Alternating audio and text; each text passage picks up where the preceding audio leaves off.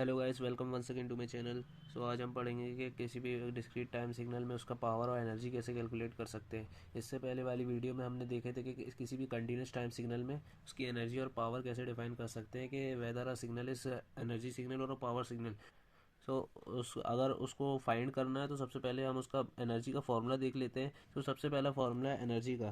तो energy E equals to limit N tends to infinite summation summation N equals to minus N to N and X N का mod का whole square. और इसको हम ऐसे भी लिख सकते हैं, इसको लिमिट ना लिख के इसको सिंपली हम इस तरीके से भी लिख सकते हैं, क्योंकि ये भी लिमिट ही बता रहा है। और एन की वैल्यू अगर इन्फाइनाइट रखेंगे तो माइनस इन्फिनिटी से इन्फिनिटी तक जाएगा, यहाँ पर आप देख सकते हैं।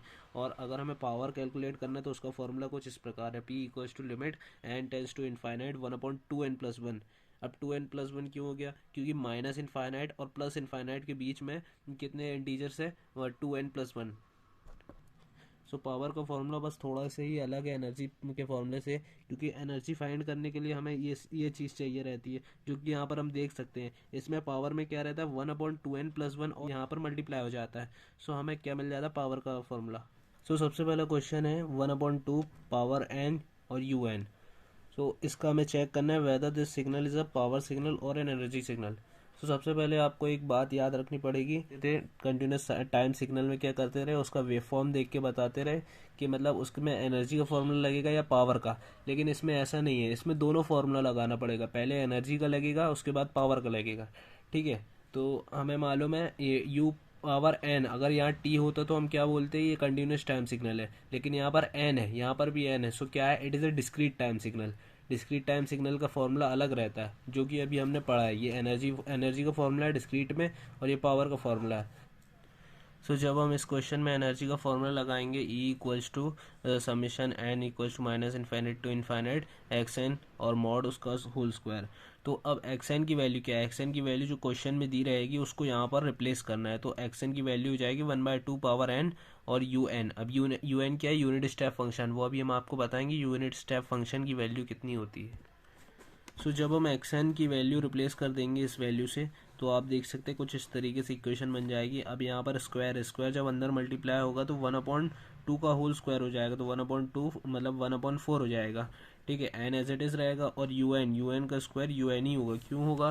क्योंकि यू एन की वैल्यू वन होती है, तो यू एन को अपन यहाँ पर रिप्लेस करके वन कर देंगे।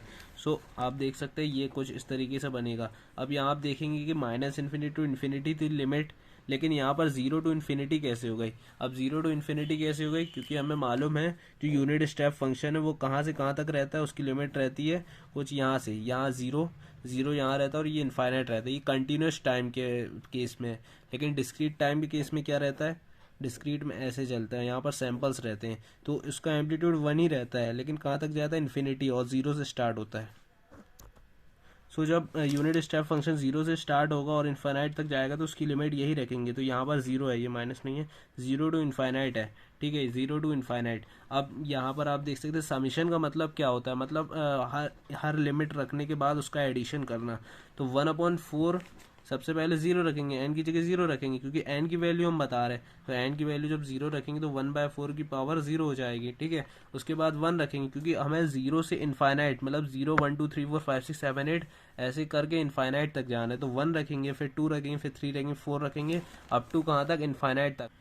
वन अपॉन फोर की power zero which is equal to one, और वन बाय फोर का वन बाय फोर, और वन बाय फोर की पावर टू होगा वन बाय सिक्सटीन, ऐसे 32 64 up to one upon infinite. ठीक है, अब इसको हमें फाइंड करने के लिए एक फॉर्मूले का यूज़ करना पड़ेगा, जो कि ये है समेशन ऑफ इन्फाइनाइट और जीपी। जीपी मतलब क्या है? Geometric progression. ठीक है, हाँ आपने पढ़े होंगे प्रीवियस क्लासेस में। इसका फॉर्मूला रहता है one upon one minus R, ये आपको याद करना पड़ेगा। और इसकी लिमिट क्या रहती है? इसका कंडीशन रहता है mod R which is less than one, मतलब वन से लेस होगा तभी ये क्या होगा? ये फॉर्मूला अप्लाई होगा।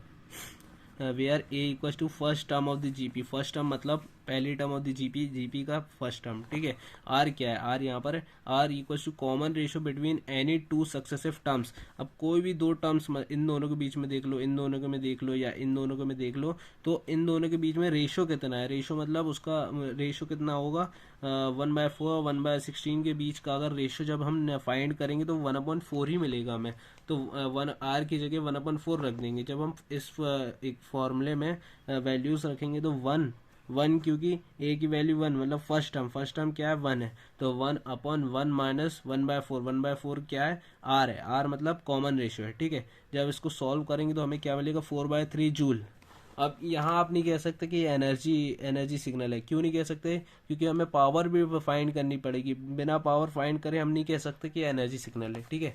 अब इसका एवरेज पावर निकालेंगे, तो एवरेज पावर का फॉर्मूला कुछ ये है, ठीक है। एवरेज पावर का हमने अभी बताए थे, इसमें क्या रहता है, बाकी सब सेम रहता है, सिर्फ 1/2n+1 मल्टीप्लाई हो जाता है। अब हमें मालूम है इतने पूरे इक्वेशन जो हमने एनर्जी में फाइंड किए हैं उसकी वैल्यू क्या है, ये है, ठीक है। उसको हम इससे रिप्लेस कर लेंगे, रिप्लेस करेंगे तो कुछ इस तरीके का बनेगा। और हमें मालूम है जो n की वैल्यू है कहाँ तक इनफाइनाइट है, तो इस टर्म में हम n की वैल्यू रख देंगे which is equal to infinite, तो ये इनफाइनाइट से 2 मल्टीप्लाई होगा और ऐड होगा तो इनफाइनाइट ही कहलाएगा, तो 1/इनफाइनाइट ये दोनों, ठीक है, 1/इनफाइनाइट। और ये वैल्यू का अपना सॉल्यूशन क्या आया था 4/3, तो यहाँ पर मल्टीप्लीकेशन है तो मल्टीप्लाइड बाय 4/3। सो इस इक्वेशन में आप देख सकते हैं हमें मालूम है 1/इनफाइनाइट की वैल्यू क्या होती है, 0 होती है। अब 0 किसी चीज़ से भी मल्टीप्लाई होगा वो 0 होगा, तो हमें क्या पता चल गया, इसकी वैल्यू 0 है।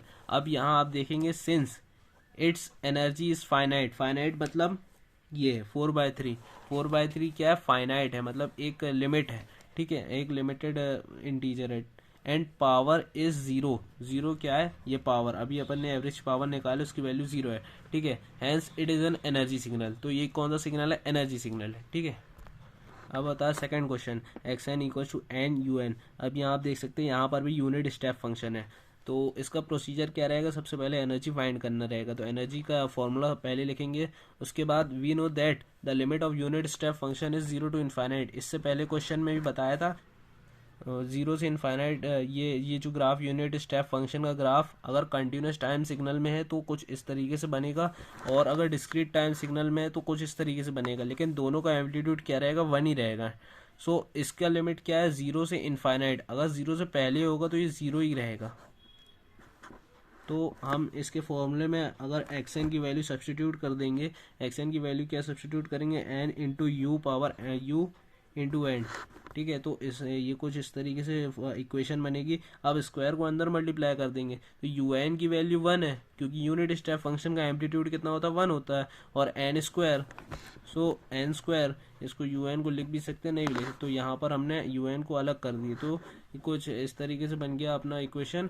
अब हमें मालूम है ये सबमिशन क्या होता है, लिमिट 0 से इनफाइनाइट तक हमें क्या है एक एक 0 रखेंगे, फिर 1 रखेंगे, 2 रखेंगे, अप टू इनफाइनाइट रख के एन की प्लेस में, और चेक करेंगे कितना आंसर आ रहा है, तो 0 रखेंगे, 1 रखेंगे, 2 रखेंगे, अब सबका स्क्वायर होते जा रहा है कहाँ तक, अप टू इनफाइनाइट तक।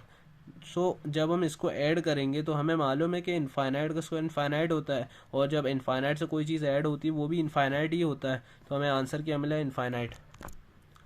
तो हम यहाँ देख सकते कि एनर्जी का इक्वेशन आई इनफाइनाइट। अब हम ये नहीं कह सकते एनर्जी इक्वेशन ही, अब हमें चेक करना पड़ेगा पावर सिग्नल है कि नहीं है।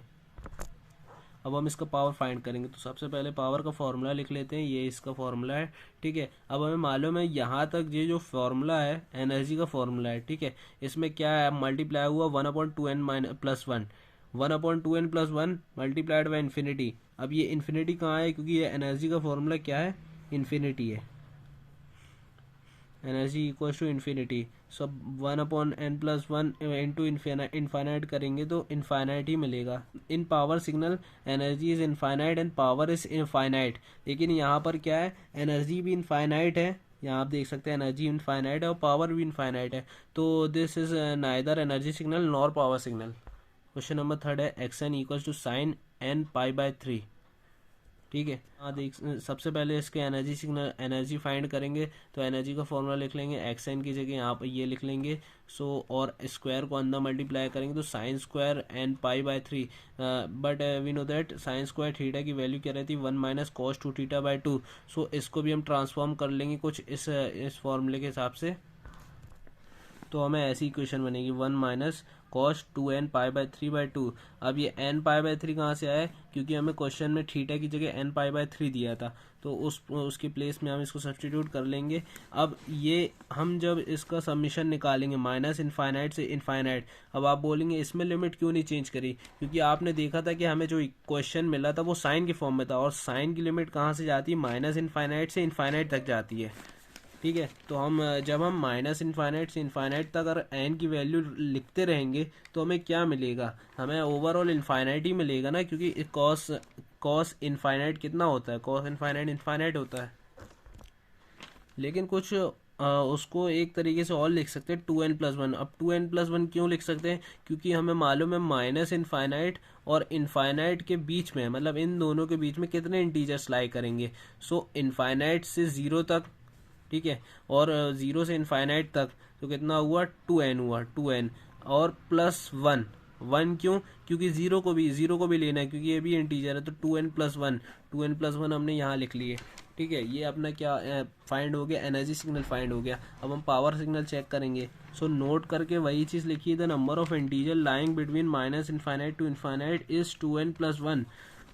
तो जब हम इसकी लिमिट फॉर्मूले में उसको पुट करेंगे, ये जो आप देख सकते हैं ये इक्वेशन एनर्जी सिग्नल की थी, तो एनर्जी सिग्नल का जो इक्वेशन आई थी वो ये आई थी, तो इसको हम यहाँ पर सब्सटीट्यूट कर देंगे। और 1/2, ये 2 है, इसको कॉमन निकाल लेंगे तो 1/2 बाहर आ गया, और जो कुछ बचा उसको अंदर लिख लेंगे ब्रैकेट के। सो हमने अभी देखे थे कि इसकी वैल्यू क्या आई, मतलब इस पूरे की वैल्यू इनफाइनाइट आई थी, और इनफाइनाइट को हम एक तरीके से और लिख सकते हैं 2n+1।